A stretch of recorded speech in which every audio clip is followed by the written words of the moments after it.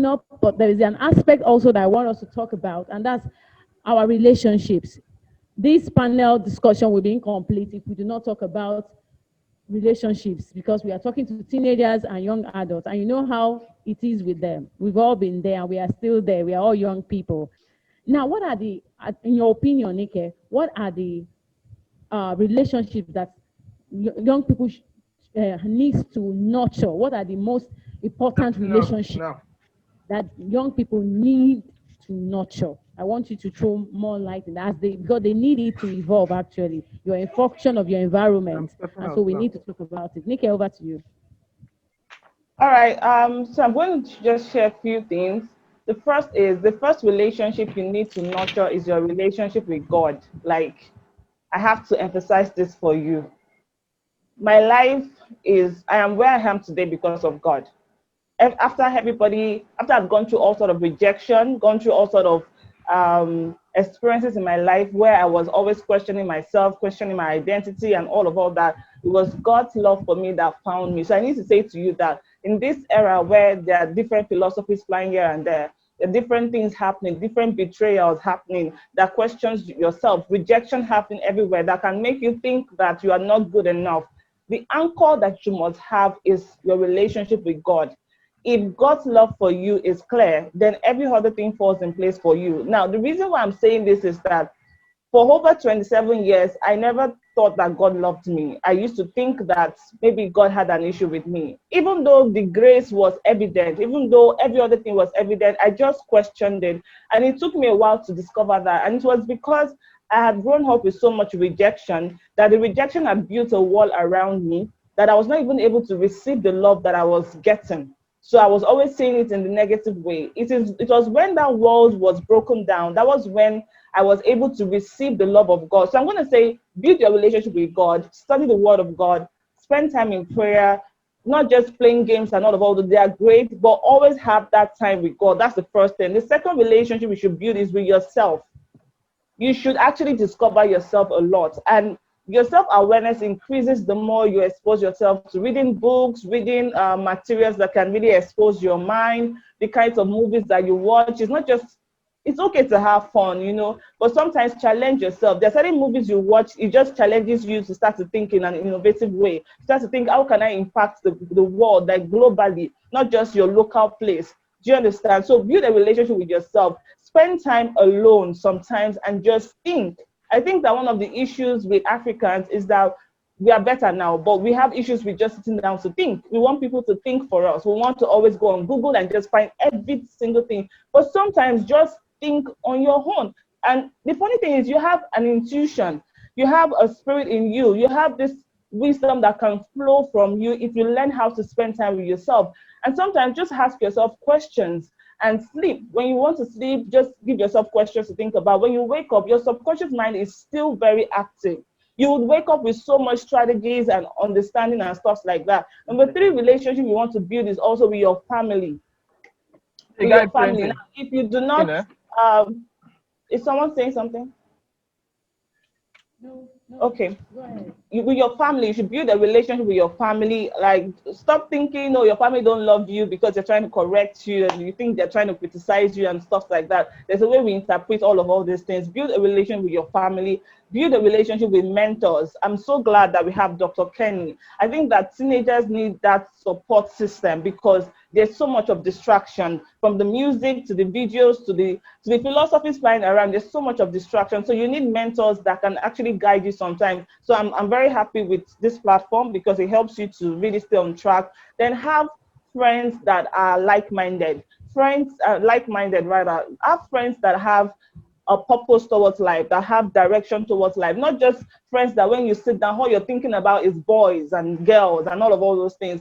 Have friends that challenge you. See, at some point in my life, I was the only one who sat down to just sit down and say, I'm tired of this cycle of going to school, go to church, and go to market, and that was all. My friends were thinking, oh, after school, I want to go to spa, I want to have this, I want to get that, blah, blah, blah. For me, I was thinking, how can I serve the world? What can I do to be better? I wanted something different. And it was that question I was asking that led me to resources, materials, seminars that I even had to pay for, that began to make me to become more exposed. So you cannot just sit down and just expect that things will fall on your lap.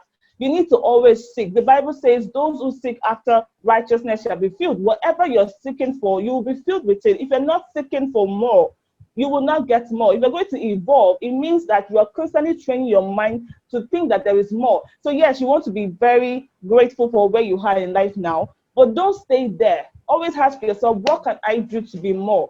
Do you understand? So relationship with God, with yourself, with mentors, with your family, with friends that are like-minded, and then have a relationship with people that you can also impact. Even though you think you're just a teenager, there are certain people who are still 12, 13 that can still learn from you. So I think, you know, let me cut you.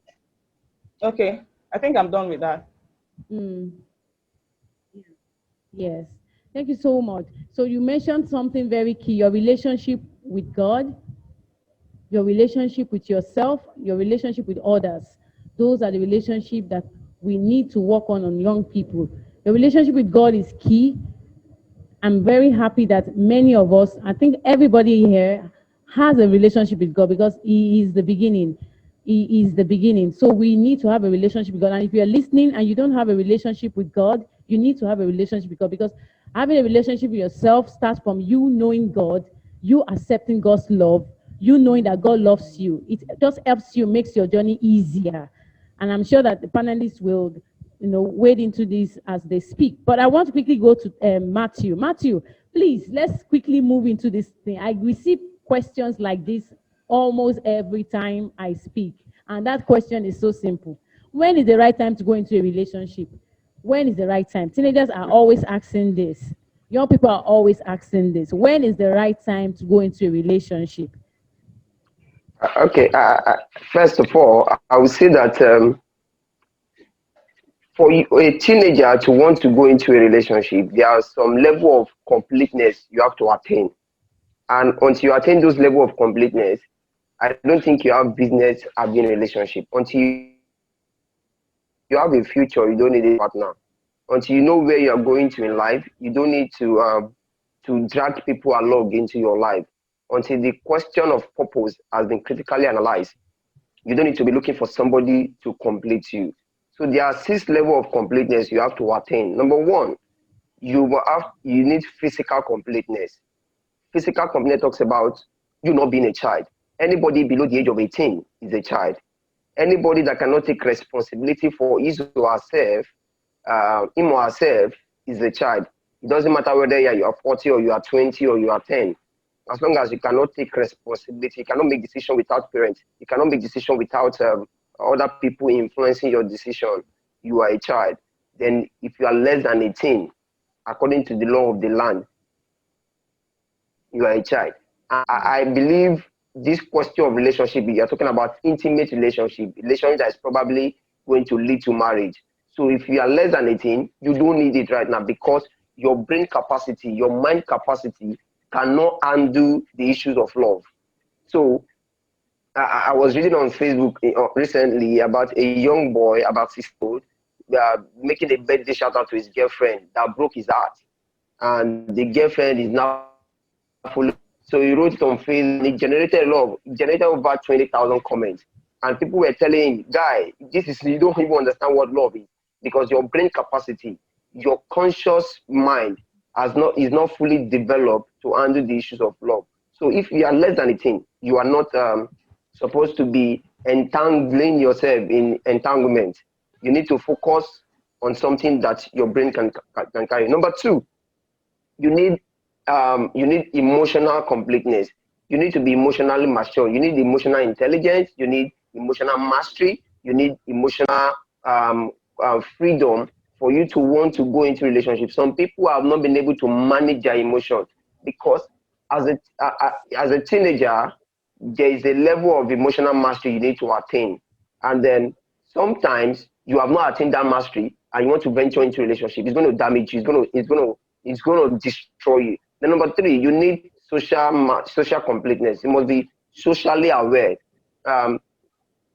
because marriage is not a relationship, and marriage is not just about it's about the other person. You need to be socially aware. Then number four, you need to be intellectually complete.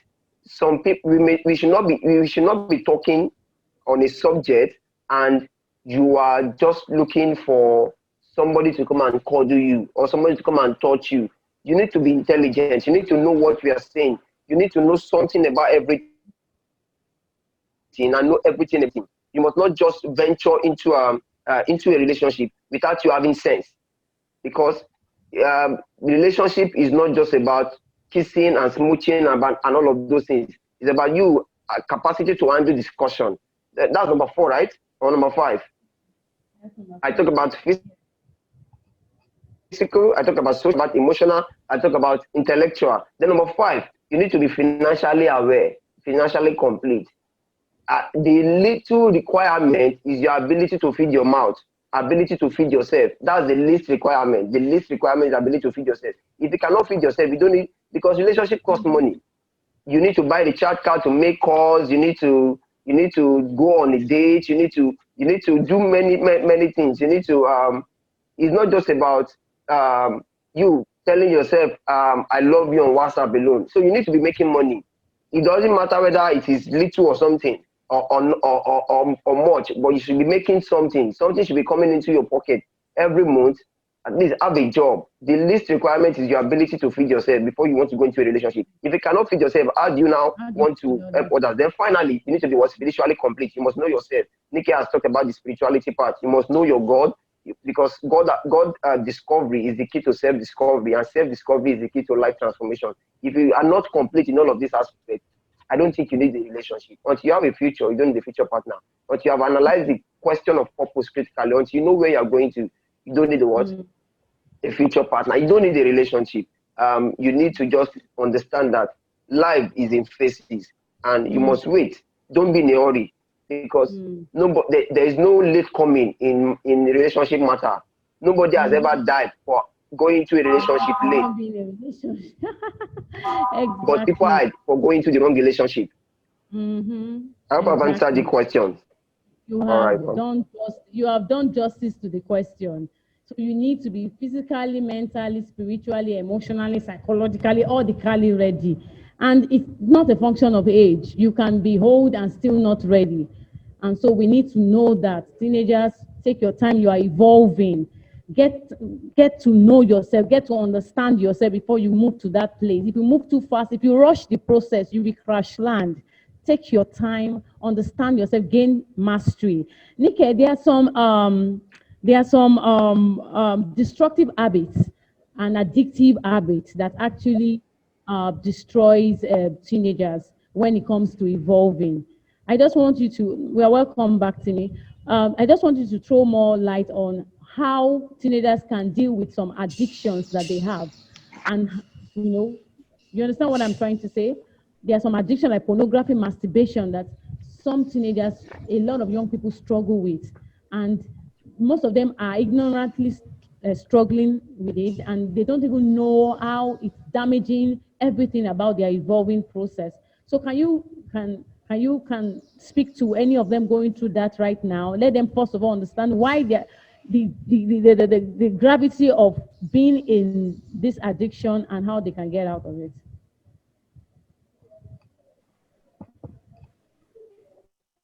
Can you hear me now? Yes, we can. Okay. So addictions are, they are compulsive behaviors that we do that affect us psychologically, spiritually, emotionally, everything. And we have different kinds of addiction. People are addicted to pornography, masturbation, drugs, and all sorts of things. Even now we have social media and everything like that. But the thing is, before I start to talk about the addiction itself, I need to start from the root cause of this. People don't just go into addiction. It is actually a way of filling a void in your life. I struggled with masturbation and pornography for 15 years.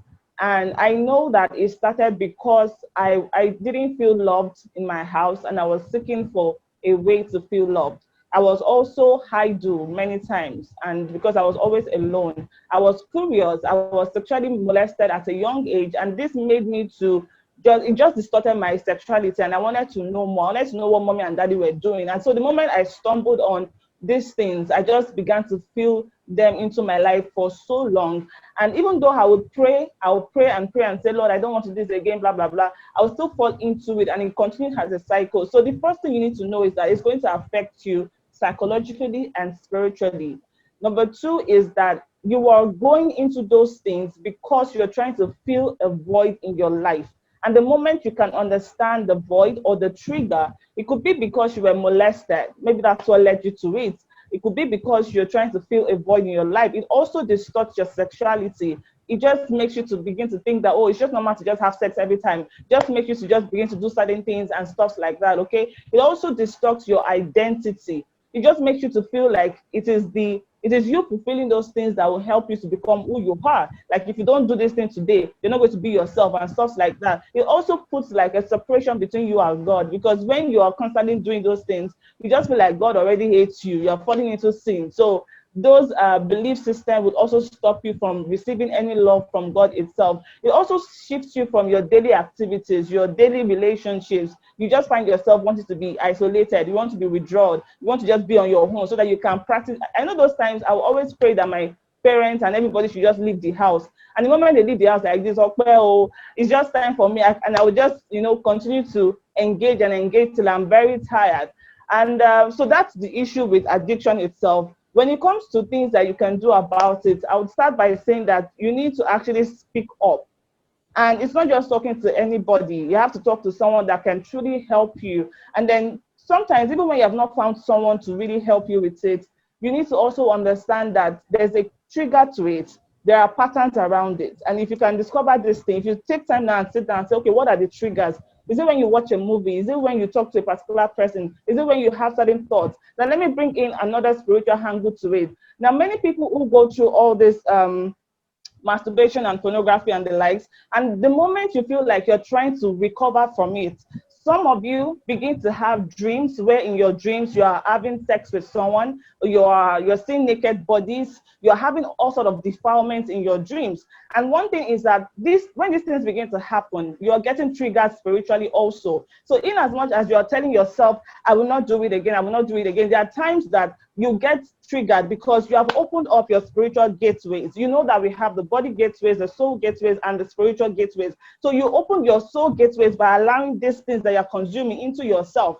The moment you make it so consistent, it becomes a stronghold, it becomes a spiritual gateway, and then you are inviting all sorts of things into your life. And that's when you begin to find it very difficult to come out of it. Even though you have spoken to someone, you've done all sorts of things, you've danced, you have watched movies, you've done everything, you've taken a walk, you are still struggling because you haven't pulled down the strongholds and the access that the enemy is having into your life based on those addictions. I'm going to say to you, especially from someone who has gone through it and conquered, do not make it a pleasure stuff for you. Don't think, oh, I'm trying to just be myself, I just want to enjoy myself. I am saying to you with all the strength in my mind, do all that you can to actually get away from that hack by speaking up, finding someone who can actually help you through the process. And one thing I would say to you is you have to move from being self-conscious to being God-conscious. What I mean is most of you are facing this addiction in a sense of away from motivation. You are saying, oh, I hate it. It makes me feel this. I hate myself. I don't want to do this again. That's away from motivation. I want you to focus on towards motivation. What's your motivation for recovering from this addiction? I want to be closer to God. I want to focus on my purpose. I want to be more friendly with my friends. I want to be a normal human being. You know, when your motivation is positive, then you are moving towards motivation, away from motivation. Do you understand? And then self-conscious is when you're saying you want to recover just because I want to feel good, I want to be this, I want to be that. You're just focused on yourself. And that's why as a Christian, if you're praying, if your reason for overcoming is not because of your love for God, it's not because of you want to strengthen your relationship with God, it's not God conscious, you will continue to struggle with it because you're still focused on yourself, on how can a whole me be doing such a thing like this. It's just pride and stuff like that, okay? So these are some of the things, and then the guilt cycle stops you from even healing. The moment you're always feeling condemned. You just stay there. So one thing you need to know is, yeah, it is wrong to engage in these things, we know, but get away from that place of condemnation and see it as a process, because sometimes it may take you 1 year to be completely clean from this. And in the process of your falling and rising, you have to constantly tell yourself, I'm going to come out of this. If you're always saying, no, I've done it again, I'm disappointed in myself, change those thoughts that you're having, and then begin to plead the blood of Jesus upon your mind. Even though you are engaging in reading books, exposing yourself to other materials, mind what you're consuming. You cannot be listening to these songs that we're listening to, all these Naira Marley songs and all these sexualized songs. You cannot be listening to those kinds of songs and say, I remember a day that I watched Big Brother Africa and I went to masturbate. That is how powerful it was. So you cannot sit down and be watching those kinds of scenarios and expect that your life is going to be clean. Sometimes you even invite these things in yourself. Some of these songs, they have certain things that flows in them. So mind the songs you're listening to, the kinds of people you're listening to, the kinds of conversation you're having. Always pay attention to your mind. Like, do not solve your addiction in just the soul way. You're going to solve it bodily, soulish, and spiritually. You're going to combine these three things together. Because of time, I may not be able to go into all these things very well, but ask yourself, why do you want to recover from it? Ask that question, and that is where you're going to start to say, okay, it's not because I want to be better or anything. It's because you have a motivation that is greater than the addiction itself. So let me just stop here first.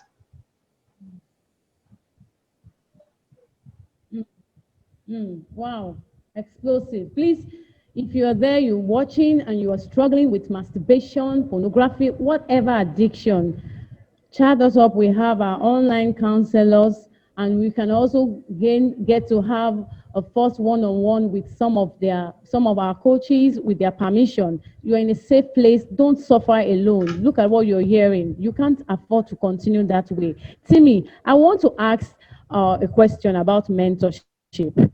I know that teenagers actually need mentorship, and with mentorship, a lot of these things can be addressed. How can a teenager seek mentor? Because we have a lot of people out there now who are no more mentors but tormentors, taking advantage of these young ones. What can they do? How do you find a mentor, and how do you know this person is a mentor? And what are the benefits of having a mentor? You might want to think over it or something. Go over to you. Then you could throw more light on anything you've said. We are almost rounding up. We will be talking about the Zendas shortly. Thank you, Funke, for coming back. Oh, TJ is back too. So, Timmy, what do you think about? Yes. So, pertaining to mentoring, first and foremost, it's a must. Like you already said, I often say, if you are a teenager, you don't have a mentor, you can become your own tormentor. But then again, choosing the right mentor is no small feat. The best thing I always try to recommend for teenagers is platforms like Teensaflame. Start from, if you belong to a local church that has a teens ministry, start from there. Start from because one of the things I believe, and I've always prayed about that, yes, whilst there have been cases where one or two predators found their way to teens ministry or children's ministry, to the large extent, God still does it in such a way that He brings the right people into those ministries, people who He has called for those ministries. So start from your coaches, your pastors in your teens ministry, and confide in them and talk to them. That's a good place to start from, because going to someone you don't really know can be an issue. Then, even if it is in your church, your pastor, whoever you want to submit to for mentoring, how you go about it also matters. Simple example, whether boy or girl in the world we live in today. Do not go for private counseling or coaching with a mentor when you are just starting. Someone, you just joined a ministry and you're a young girl, and again, okay, come to my house for counseling. Let your common sense signal as possible. You are still testing. You have to prove it. A relationship has to grow. the level of trust will also grow in that direction. So while there's no formula for choosing who will be your mentor, thank God for a platform like this. If you are already in Teensaflame, you already know Dr. Kenny. If she's busy, you can also trust the people she has around her are people that she trusts to do good work.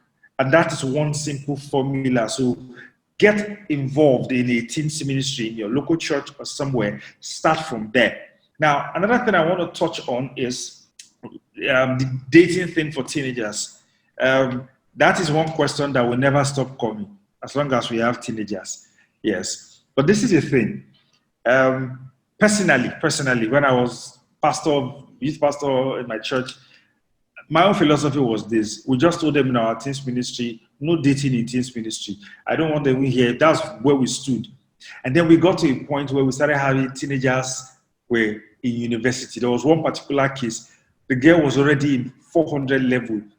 She was 19 going to 20. She was already in 400 level. And then, when we started back in those days, you used to say, once in university, they can start dating. They're already thinking of marriage. Now you say don't date. Now she's in 400 level. She's asking you, there's someone that I like. The person is saying this. It becomes a bit conflicted. So I reassess. And this is what I tell people most times. When you are still a teenager, where you are going is still very far. Why is the rush? Where are you running to? Education is tough, but kind of load on top of your academics. Life is in phases, men are in sizes. For teenagers, I like to believe at that phase of life, the primary goals should be academics, education, self-development. You have not finished discovering who you are. Why do you want to complicate it by bringing somebody else into the mix? Ask anybody who is married. Ask anybody who's been long in a relationship. If you are not deliberate, it is very easy to lose yourself in a relationship. It is very easy to lose yourself even in a marriage.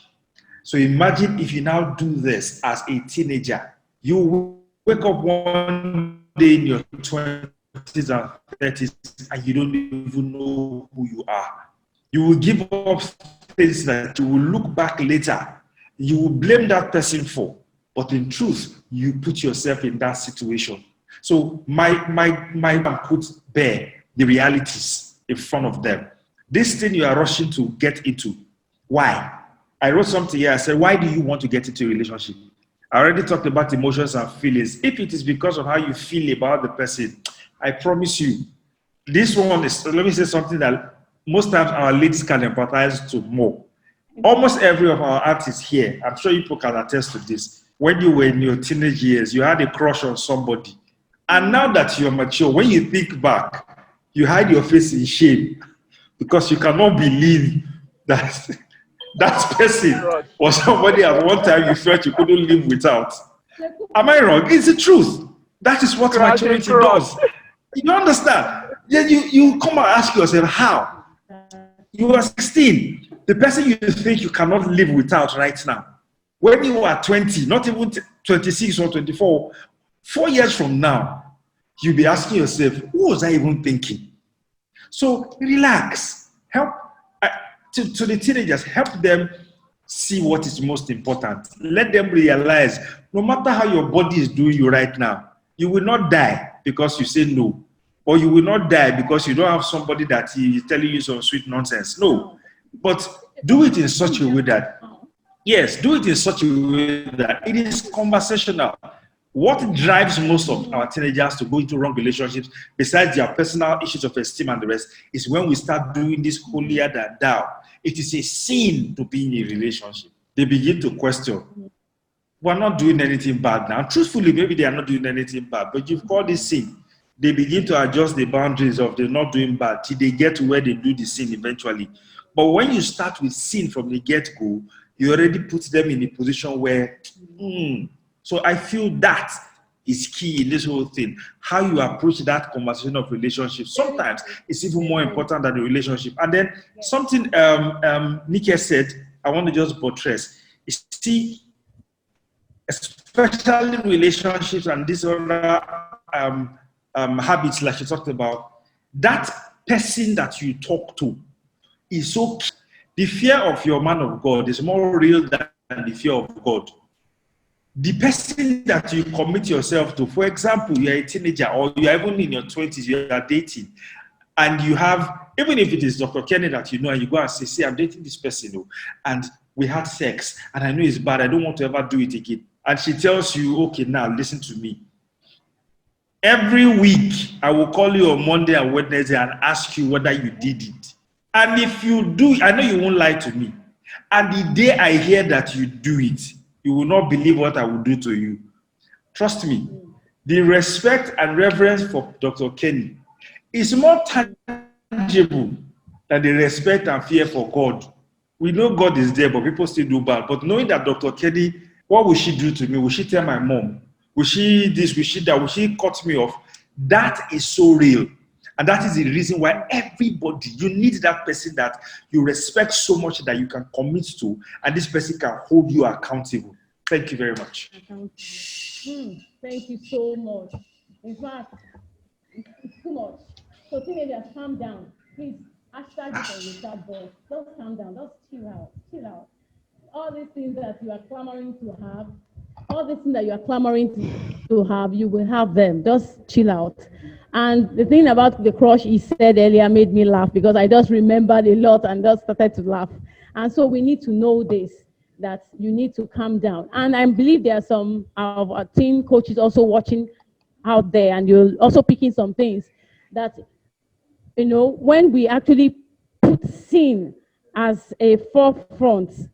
I don't know how to explain this, but I hope you understand my heart. I'm not condoning sin in any way. But when we make it a fear-based rules, they tend to fall more in it than when we actually teach them from a place of love and understanding. And this is why it's key. And the definition of fornication, and we are going to the part where we're talking to parents now and teen coaches. But the definition of sex and fornication, as we say it in the kingdom, is changing. Back then, it was always penile intercourse. Then that's fornication. But right now, my ears are full, and I'm sure most of you too know that a lot of people are doing all sorts of things, but not that particular one. And so they are asking me questions like, Dr. Kenny, after all, we didn't have penile intercourse. Am I still a virgin? Am I still this? A lot of things. I'm sure Matthew has some things to say, but let's address. Funke is not here. I'm sure our network is having issues. I wanted us to go straight to address parents so that we can wrap it up, because we can go on and on and on, because this is a subject we are all just passionate about. So these things are changing. So that is why if you're a teen coach, a teen mentor, there you need to upgrade your knowledge. You need to evolve. There are some syllables that you cannot use to penetrate teenagers right now. You will be lost. You will just be talking over their head. It's not entering them because you have not actually understood the kind of language to use for them. Because what we knew as communication is no more. Because people are actually having sex and they're not having penile, excuse my language, but I believe you understand what I'm trying to say. They're not really having intercourse anymore, but they are doing all sorts of sexting, in fact, femoral, whatever, so many things that, that you ask yourself at the end of the day, what's my definition of this? So, we will leave it this way, and will allow us to just use 50 seconds or 40 seconds to do a round-up summary of everything.